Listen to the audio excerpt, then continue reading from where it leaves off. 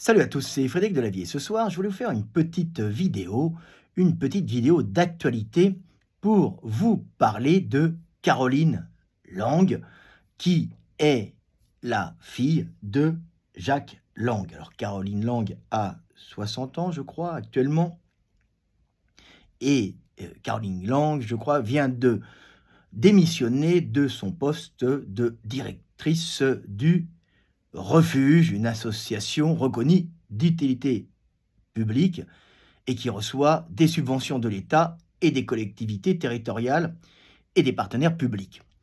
Donc, je vais vous parler de Caroline Lang, qui est la fille de Jacques Lang. Jacques Lang a deux filles. Il y en a une qui est décédée d'un cancer foudroyant au cerveau, paix à son âme. C'est toujours bien triste. Comme quoi, la caste et les nantis sont aussi touchés par la mort, la maladie et la souffrance. Personne n'y échappe. Mais, entre-temps, on peut s'apercevoir que, au niveau de la caste et au niveau des politiques, tout le monde mange, tout le monde vient bouffer au râtelier de l'État et de l'argent perçu sur la caste des travailleurs et des esclaves. Alors, je n'attaque pas les gens sur le côté ragot, pédophilie, puisque même si c'est vrai, ce n'est pas prouvé, et c'est peut-être faux d'ailleurs. En tout cas, ce qui est sûr, c'est que nous avons, au niveau du gouvernement, toute une caste parasite qui vit sur la sueur des travailleurs. Alors, je vous avais montré que Jack Lang touchait jusqu'à encore cette semaine, puisqu'il a démissionné après le scandale Epstein, il touchait encore pas loin de 10 000 euros par mois pour être directeur de l'Institut du monde arabe. Mais dans cette famille, tout le monde touche sur les associations d'État, et c'est un véritable business, à croire que tous ces organismes ne sont pas faits réellement pour aider les gens ou servir le peuple et l'État, mais tout simplement pour fournir des emplois fictifs, ou en tout cas fortement rémunérés pour juste de la représentation, à toute une caste parasite. Alors, je vais parler de Caroline Lang. Alors, Caroline Lang a fait une carrière, bien sûr, professionnelle dans le privé, mais là, je vais vous parler, premièrement, de sa carrière relativement récente comme directrice du Refuge, cette association d'aide aux jeunes LGBTQI+, rejetés par leur famille. Bien sûr, toutes ces associations, c'est un moyen de tirer un maximum d'argent. L'État finance tous ces gens et c'est un peu comme la cour du roi. Donc, on récupère par l'argent que donne l'État, donc que donnent les politiques à leurs copains, beaucoup d'argent, dans des postes qui ne servent à rien, malheureusement, et c'est pour ça que notre pays s'effondre, parce qu'il est dans un système de corruption généralisée, où tout le monde bouffe sur une classe moyenne, complètement exsangue et parasitée par les taxes. Alors, le cas Caroline Lang. Alors, je vais vous repasser un peu Caroline Lang pour que vous sachiez qui elle est. Alors, Caroline Lang est la fille de Jacques Lang, connue pour avoir travaillé dans le secteur associatif et culturel. Sa fonction principale évoquée publiquement, elle est directrice du Refuge, association d'aide aux jeunes LGBTQI+, rejetés par leur famille. De toute façon, dès qu'on voit des associations dans ce style-là, on sait bien que c'est pour tirer de l'argent avant de défendre les gens. Le Refuge est une association reconnue d'utilité publique. Elle reçoit des subventions de l'État, de collectivités territoriales et de partenaires publics. Cela signifie que le poste de direction était au sein d'une structure subventionnée par nous les Français, qui payons des impôts. Mais ce n'est pas une fonction publique d'État, ce n'est ni un poste de fonctionnaire, ni une nomination gouvernementale.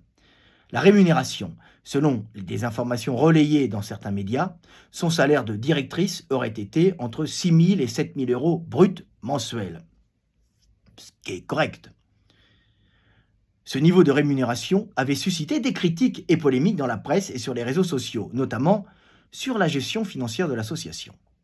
En dehors de son passage au refuge, Caroline Lang a occupé plusieurs postes rémunérés, surtout dans le secteur privé de l'audiovisuel et dans des organismes professionnels du cinéma.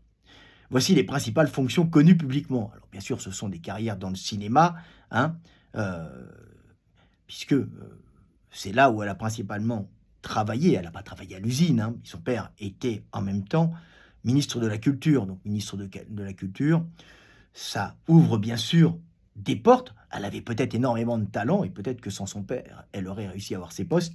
Mais bien sûr, il y a plus de chances, en connaissant comment fonctionne le monde, que le fait d'avoir un père ministre de la Culture t'ouvre les portes de gros groupes s'occupant quelque part de culture, c'est-à-dire de cinéma.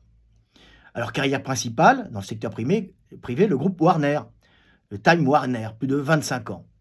Elle a fait l'essentiel de sa carrière dans de grands groupes médias. En 1989, poste de direction du développement chez Maxwell Communications à Londres, qui est bien sûr le Maxwell qui a aidé notre ami Epstein dans sa jeunesse. Hein.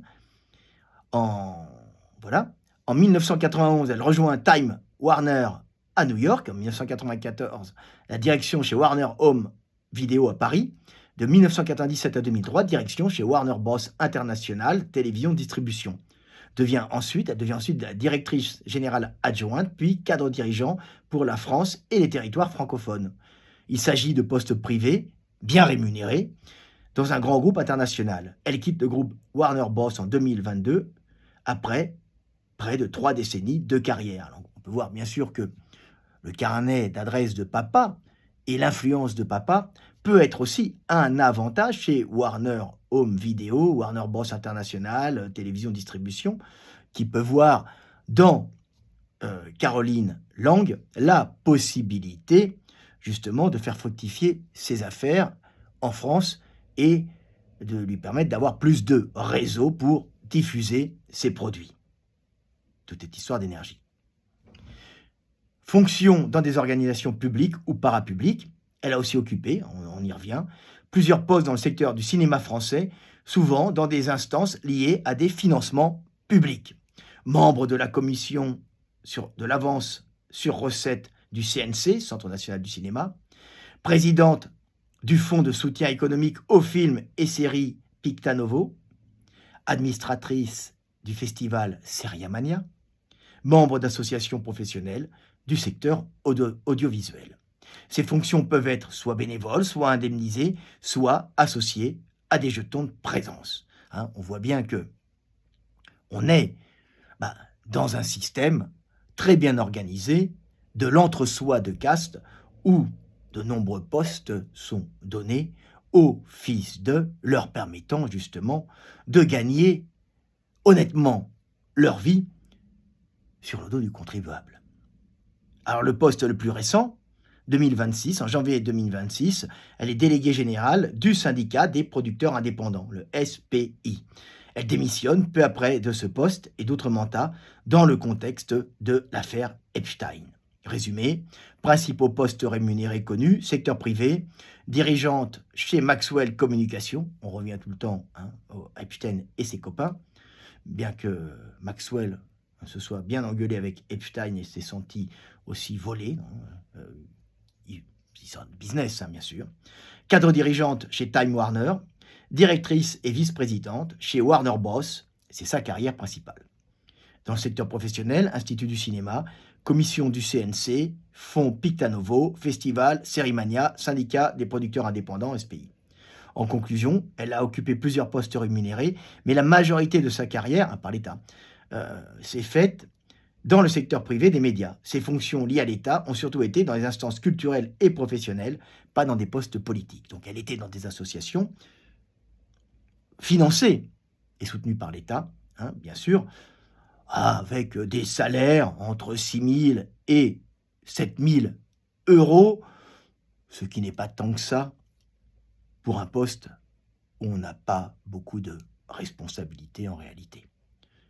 C'était Fred Delavier, je vous aime et paix sur terre, mes frères et sœurs. Ce pays de caste me débecte. C'est une horreur. Nous sommes dans une royauté avec une cour et on se croit en démocratie. Triste pays. Pays à chier. Je vous aime et paix sur terre, mes frères et sœurs.